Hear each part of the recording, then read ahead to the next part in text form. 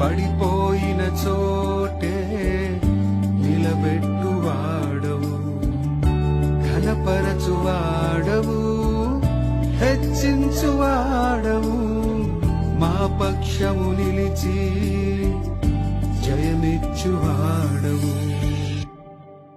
ఏమైనా చేయగలవు, కథ మొత్తం